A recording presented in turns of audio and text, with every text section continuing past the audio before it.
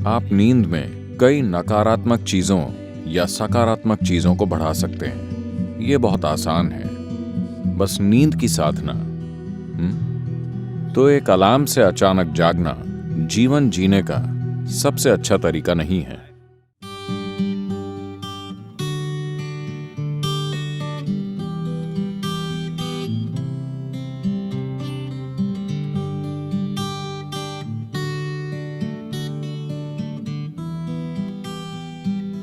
आप में से कितने लोग किसी दिन सुबह उठने के बाद बेवजह बहुत बुरा महसूस करते हैं? बिल्कुल बेवजह। अगर साल में कम से कम 2-3 बार भी ऐसा हो रहा है, अगर ऐसा है तो आपको सोने से पहले कुछ चीजें करनी चाहिए। ये बहुत ही महत्वपूर्ण है, क्योंकि आपको समझना चाहिए कि आप नींद में कई नकारात्मक चीजों या सकारात्मक चीजों को बढ़ा सकते हैं। आप नींद में सुखदता या अप्रियता को बहुत कुशलता से बिना रुकावट के बढ़ा सकते हैं। आप दिन में भी उन्हें बढ़ा सकते हैं, पर कई रुकावटें होंगी, वो बहुत कुशलता से नहीं होता। पर अगर आप किसी निश्चित तरह से सोने जाते हैं और सुबह बहुत बुरा महसूस करते हुए उठते हैं, बिल्कुल बेवजह, तो मतलब आप रात में बहुत कुशलता से चीजों को सेते हैं, खराब अंडों को। बात सिर्फ मानसिक अशांति की नहीं है, ये समय के साथ बड़ी शारीरिक समस्याएं पैदा कर सकता है। ये महत्वपूर्ण है कि आप इन चीजों को अपने जीवन से हटाएं।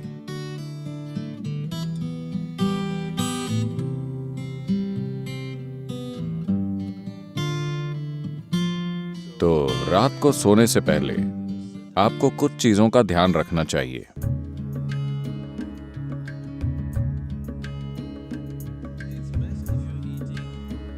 अगर आप मांस और वैसा भोजन करते हैं तो उसे सोने से कम 3 से 4 घंटे पहले खाएं, ताकि पाचन पूरा हो जाए। सोने से पहले थोड़ा पानी पीकर सोने जाएं। आप देखेंगे कि इसी से वो ठीक हो जाएगा। रुई की बाती और कोई भी तेल। यहाँ आप क्या इस्तेमाल करते हैं? साधारण खाने का तेल, linseed oil, rice bran oil या तिल का तेल। आपके पास क्या है? ऑलिव ऑयल, ठीक है। रुई की बाती के साथ कोई भी जैविक तेल लेकर एक छोटा दिया उस कमरे में कहीं जला लें जहां आप सोते हैं। आप देखेंगे कि ये चीजें बिल्कुल गायब हो जाएंगी। अगर आप कोई मंत्र जप सकें या सोने से पहले रात को योगाभ्यास कर सकें तो बिस्तर पर बैठकर उसे करें।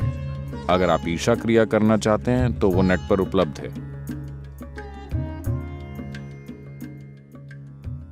आमतौर पर भारत में आपसे कहा जाता है कि सोते समय अपना सिर उत्तर दिशा की ओर नहीं रखना चाहिए। आपको पता है? अगर आप रात में उत्तर की ओर सिर करके सोते हैं, जब आप लेटे हुए होते हैं तो धीरे धीरे खून आपके दिमाग की ओर बढ़ने लगेगा। When there is too much circulation in the brain, you cannot sleep peacefully. जब दिमाग में रक्त संचार बढ़ जाएगा तो आप शांति से नहीं सो पाएंगे। अगर आपके दिमाग में किसी प्रकार की भीतरी कमजोरी है या आप अधिक उम्र के हैं तो आप नींद में मर सकते हैं। हेमरेज हो सकता है, क्योंकि ज्यादा खून दिमाग में घुसने की कोशिश करता है जहां खून की नसें बाल जैसी होती हैं, और चुंबकीय शक्ति कुछ ज्यादा खून भेजती है। सीधे खड़े होते समय ऐसा नहीं होता। जैसे ही आप लेटते हैं, सिर की ओर यह खिंचाव इतना तीव्र होता है कि खून धीरे धीरे दिमाग की ओर जाने की कोशिश करता है। तो इससे बचने के लिए, यह सिर्फ उत्तरी गोलार्ध के लिए है। अगर आप ऑस्ट्रेलिया जाएं तो आपको सिर दक्षिण की ओर नहीं करना चाहिए। अगर आप भारत में हैं तो आपको सिर उत्तर की ओर नहीं रखना चाहिए। आप उसे और किसी भी तरह रख सकते हैं, वो ठीक है।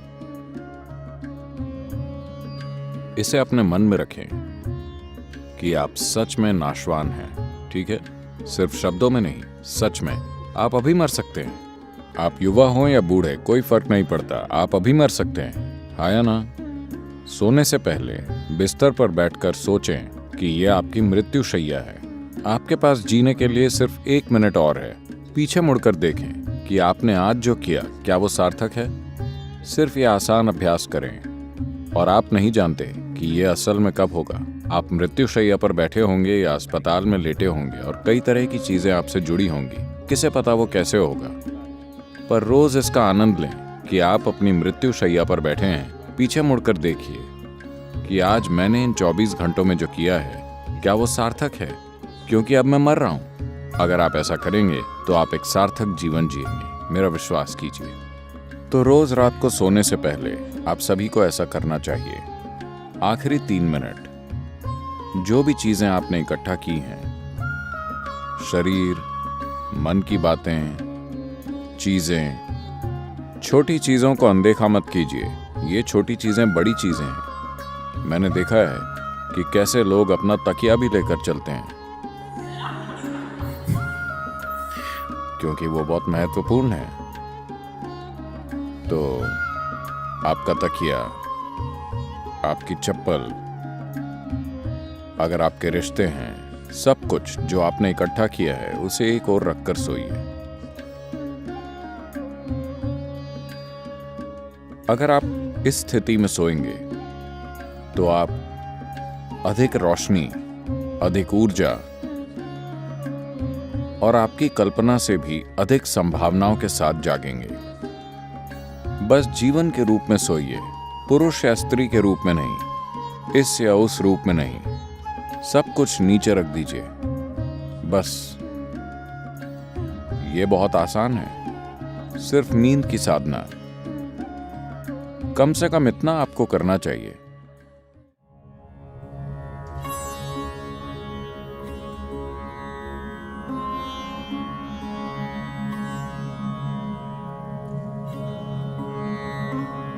तो आप जैसी ध्वनियों में जागते हैं वो कई रूपों में आपके दिन की प्रकृति और आपके जीवन का भविष्य तय करेंगी। तो एक अलार्म से अचानक जागना जीवन जीने का सबसे अच्छा तरीका नहीं है। अच्छा होगा कि अगर आपकी नींद, जिस तरह का भोजन आप करते हैं और जिस तरह के विचार और भावनाएं अपने अंदर रखते हैं और आपने अपने शरीर में जीवंतता का जो स्तर बनाए रखा है, उससे तय होगा कि आपको कितनी नींद की जरूरत है। मान लीजिए आपको 8 या 12 घंटे की नींद की जरूरत है। मैंने गलत संख्या बोल दी।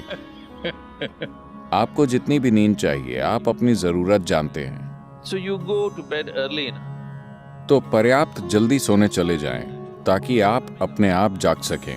अगर आप खुद जागते हैं और मान लीजिए आपको संदेह है कि आप जाग पाएंगे या नहीं, तो अगर आपके पास कोई मंत्र है, अगर आप किसी वैराग्य मंत्र से जुड़ गए हैं, तो आप उसका इस्तेमाल कर सकते हैं। शारीरिक रूप से आपका एक महत्वपूर्ण पहलू है आपका हृदय, जो आपके रक्त संचार के लिए पंपिंग स्टेशन है, जो शरीर में जीवन भरता है। ये ना हो तो कुछ नहीं होगा।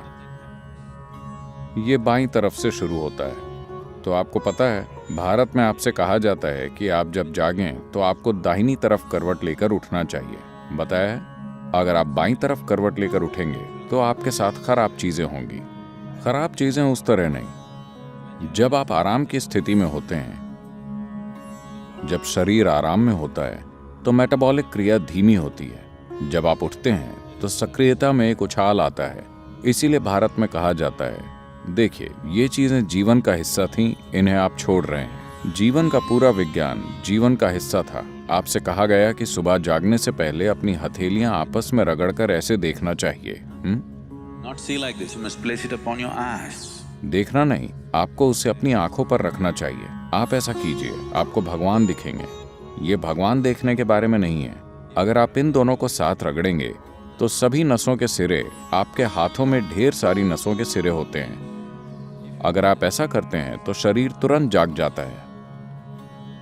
अगर आपको नींद आ रही है तो ऐसा करके देखिए, सब कुछ जागृत हो जाता है। तो सुबह शरीर को हिलाने से पहले आप उसे जगाइए और फिर इसे अपनी आंखों पर रखिए।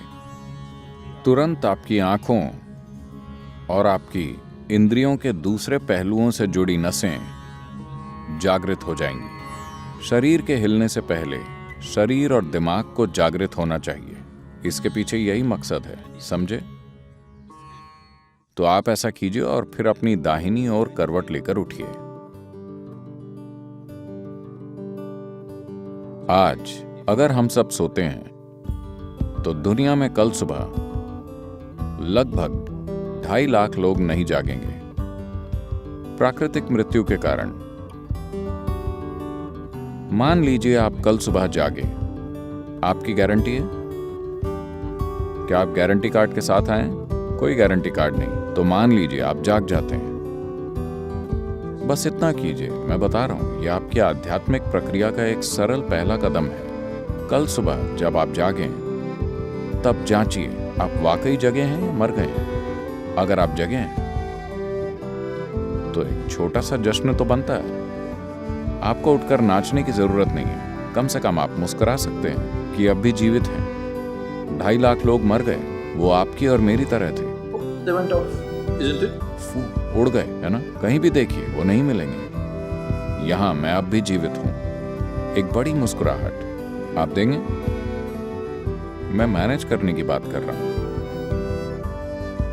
अगर 2.5 लाख लोग मर गए तो कम से कम 30 से 50 लाख लोगों ने अपना कोई प्रियजन खो दिया।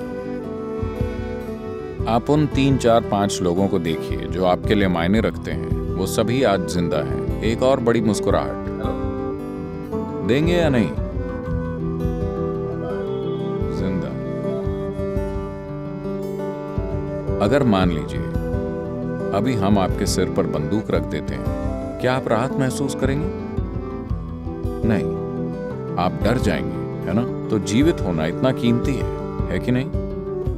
आपका जीवित होना इतना कीमती है। तो कल सुबह 2.5 लाख लोग रात में मर गए, मगर आप अब भी जीवित हैं।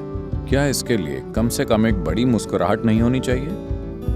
और सभी लोग जो आपके लिए मायने रखते हैं वो सब आज जीवित हैं। एक और बड़ी मुस्कुराहट।